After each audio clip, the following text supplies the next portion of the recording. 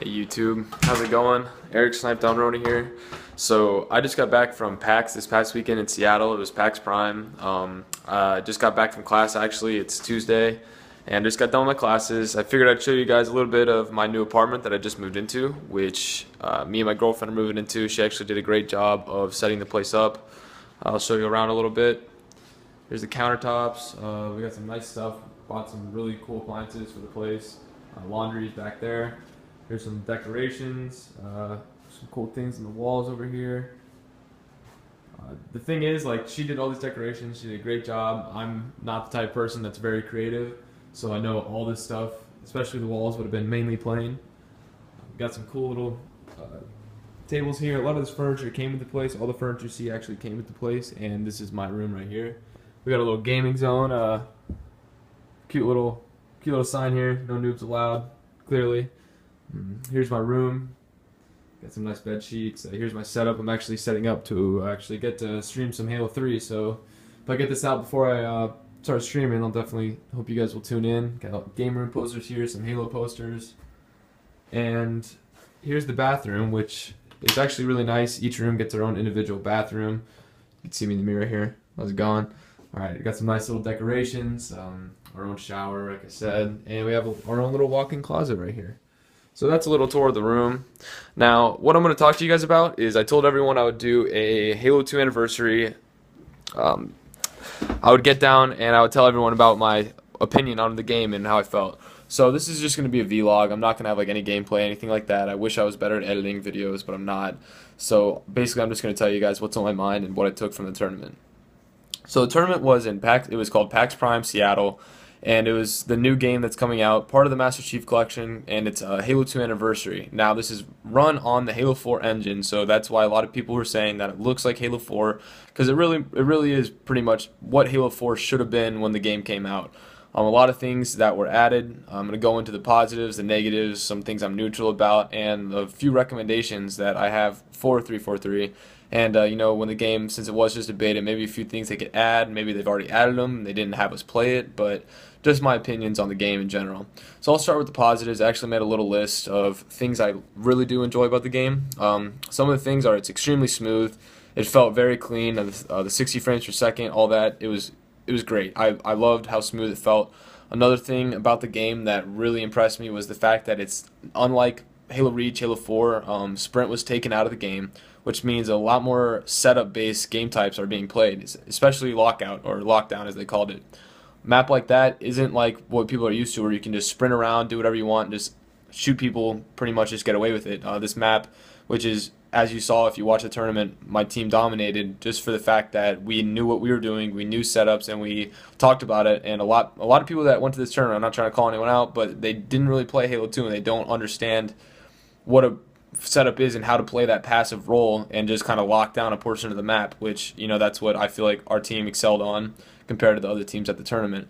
Some things that I was really impressed with were, like I said, the maps. Sanctuary, the remake was great. A lot of the old remakes and Forge remakes of the map were very gray and boring. This one had a bunch of new things. The jumps were really cool. They had certain things. There are different elements to each map's Ascension had a shield that you could activate from 3 different portions of the map, which gave a huge shield to put in the middle of the map, which really helps out on pushing to get that small tower control, which is the small tower is the one where the sniper spawns right next to it, and you have that whole area and you can basically see the entire map and trap the other team. Now that shield, like I said, is great for making pushes. You start that, you get the overshield, you pop the shield, and you all 4 push together, and you can, like, you know, if you need to get your shields back or need to recharge, that shield lasts for a while, so it's a really good way to, you know, make a good push to try and get the control of the best portion of the map. Lockout has the stalactites on top of the map, which in King of the Hill and in Slayer are good ways to kind of get the enemy team off the power positions.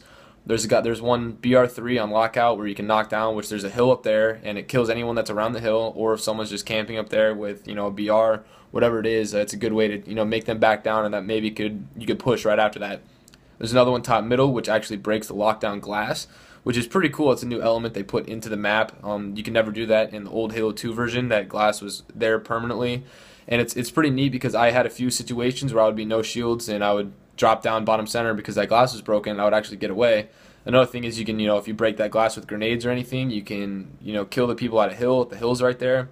It's a cool little element that I like. And then the last one is Snipe 3. This one drops down to Snipe Tower. It can kill a few people who are Snipe 2. I think it goes Snipe 1. I'm not entirely positive.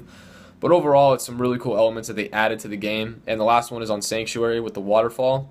The waterfall basically encloses your base in a waterfall. And what you do is it's right above the flag. There's this orange, basically an orange light that you shoot. You can shoot it with anything. You just shoot it once and it just starts the waterfall. It's hard to you still get auto aim through it, but it's a lot harder to see. So some cool things could be added into team elements, because let's say you guys are running the flag and you're about to run the flag up your background because you went around the back of your base with flag. Shoot the waterfall and you could potentially protect your teammate from a sniper that's on one of the carbines, or it could just actually just hinder the vision of the enemy team, which is some really cool elements that I think is personally a nice touch to the game, and kind of gives it that they didn't copy everything completely, and they really added their nice own little personal touch to it. So other things that I have very positive feedback for were the weapon spawning when dropped.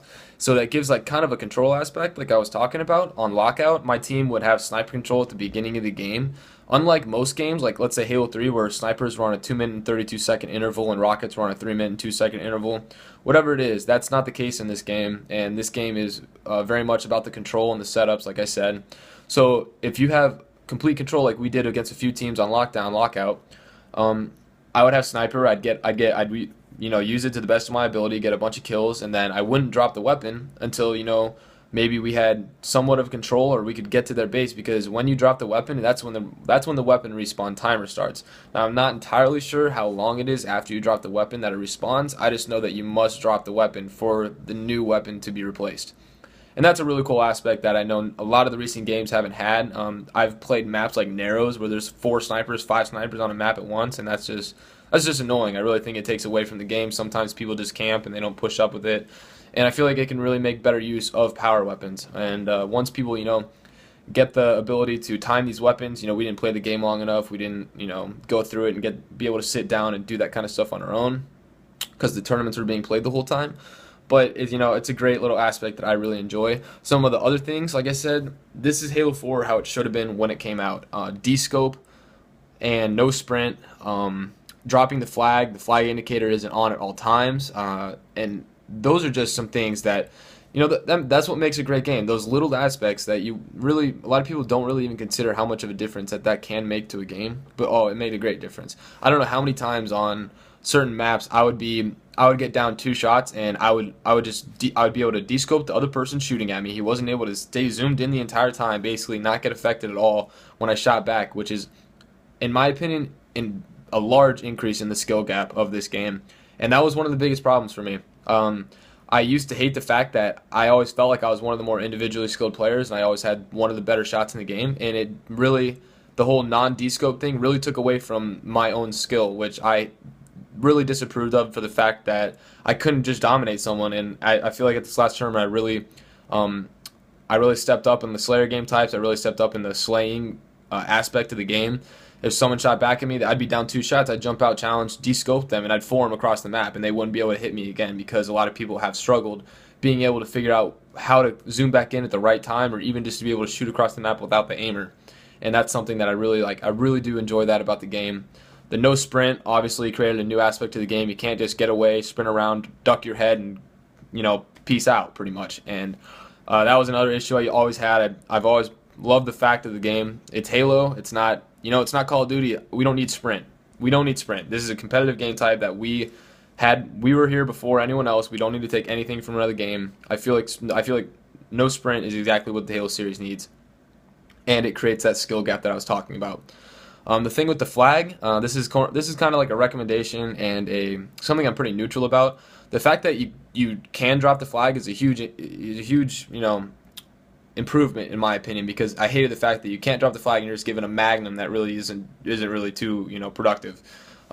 You actually do get an increase in speed when you grab flag. A thing that I would recommend is lower the flag runner speed to normal. Don't make him faster just so he doesn't get away with flag that fast. And I always felt like flag juggling was a skill. A lot of people can't throw the flag properly. In Halo 2, you would throw the flag and the flag would bounce across. You know, it would. I remember on maps like Colossus where you could drop the flag and it would bounce all the way up to the base. It was cool. You could throw the flag. Halo 3, you could throw the flag and you didn't really. You were slower, and so throwing the flag at an appropriate pace made it so you can move the flag faster and you could stop, shoot, help your teammates out. Now it's kind of like you get flagged and you just dip out of there. I always thought flag juggling was a skill, like I said, and if you lower the flag speed to normal, that would give that person more of an incentive to drop the flag and help his teammates out instead of just kind of grab flag and peace out. I'll go into some of the negatives because I've just been talking about all the positives. The last positive thing I had to say is thank you so much 343, Twitch, and everyone who hosted this tournament. I know there were a lot of issues with it was a beta. There were a lot of issues with lagging out. A lot of technical problems. I know it probably stressed them out just as much as it was affecting the players, and players getting annoyed. But none of us are holding it against you. We know you're trying your best out there, and we really appreciate the tournament that you held for us. And it was great. I had a ton of fun. I haven't competed in Halo that aggressively, I guess. I don't know. Not aggressively, but I haven't competed in that Halo, and it hasn't been that much fun for me in a long time going to tournaments. And it really brought back a lot of memories, and it made me understand exactly why I did quit Call of Duty for the game I am extremely passionate about and hope to have a future with. You guys were very kind. We were extremely taken care of. It's not very often you go to a tournament and you're taken care of. We had food help delivered for us. They were giving us Subway gift cards for the people that were there and the players, and just we really felt like you wanted us there and that we were taken care of, and you weren't just having us out there to show your game. You wanted us out there, and it was a great experience for everyone who was there, and anyone who hasn't competed like that before, I'm sure can say the same exact thing. Some of the negatives I will go into. A few of these are bugs, so don't consider this like this is going to be the final build of the game. We were just playtesting pretty much at the same time and giving our input, and this is kind of what this video is about. Names after death. If you die, sometimes your name would still stay on the map and it wouldn't show up with a red X, so it kind of seemed like your teams were still there and your players were still alive on the map. I know I put myself in some bad situations because I thought my teammates were there. Now communication could fix that. Some other things, no stats at the end of the game. I know that'll be fixed. I know it'll be like the Halo 2 stat pages. Another things are obviously the lag out. Those were issues. We had to restart a bunch of games. And the last things, the grenade hit markers. I don't approve of grenade hit markers just for the fact that you use them to check areas. You can throw a grenade, snipe 2, and be like, oh, I got a grenade hit marker. There might have been a guy here, and he's one shot. So that takes away some of the sneaky aspects of the game, I feel like, because I've seen plays where someone gets hit by a grenade, no shields in other games, and they're still able to assassinate 2 people because they throw a grenade and don't check the corner. But now if you get a hit marker, obviously you're going to check where that person's at and you're going to call them out right away. This is another little thing that I think the sword, I know in Halo 2 the sword had 2 damage factors. One if you melee with it, it doesn't kill, and one if you lunge with it, it kills every time. I think the sword should be just like Halo 3 sword, where you should be able to just, no matter what you melee him, whether you lunge, whether you just melee him, it's a sword, it should kill every time in my opinion. There's a few times I play boxer, so my left trigger is my melee. So I'd have someone right next to me, I'd just melee him because I don't feel like I need to lunge, and I'd hit him in the body. It took me about 2 or 3 times to realize that no matter what, I need to lunge at him to get the kill. Other than that, the sword is fantastic. I think it's a great new element to the game. It's very impressive to me to see how that weapon can be used. You can use it to break setups. You can use it to just hide in your back pocket. It's a ton of fun in my opinion. Probably one of the most exhilarating weapons I've used besides the sniper rifle. Those 2 weapons, if I have those together, dangerous, very dangerous. It's great. My team for this tournament, if you didn't already know, is me, Strongside, Ace, Elamite, and Pistola. Great group of guys. It was fantastic teaming with them. I had a ton of fun, and we're really looking forward to moving on and moving forward with these new Halo series, and hopefully stick out and assert our dominance like we did this past weekend. Some things I'm neutral about are hit markers on the BR and other weapons. I don't really mind the hit markers on weapons. It's just something that I don't feel is needed. Other than that, that's not really too much of a problem for me. I already talked about the weapon timers. The last thing is, over the weekend we learned that spawn influences are made by the fact that if you look at a certain area, it's going to put too much pressure on that one specific area and people aren't going to spawn there. So when we're used to forcing spawns, let's say courtyard, rocks, whatever on Sanctuary, if you're looking in that area, you're going to be blocking that spawn. So they're going to spawn in a random spot. So those are some influences. I'm neutral about it. I'm sure I would be able to adapt over time. And my last recommendations are for the game, Neutral Bomb. Always felt like that was a fantastic game type in Halo 2. I already said lower the flag runner speed. These are just recommendations. These are things I'm negative about, positive about, whatever. And the last thing is oddball. I guarantee oddball is going to be a game type. But if not, whatever. King of the Hill was a lot of fun. I appreciate it. So I hope you guys enjoy this video. Make sure to follow me on Twitter at EDW Snipedown and subscribe to my YouTube channel. Thank you.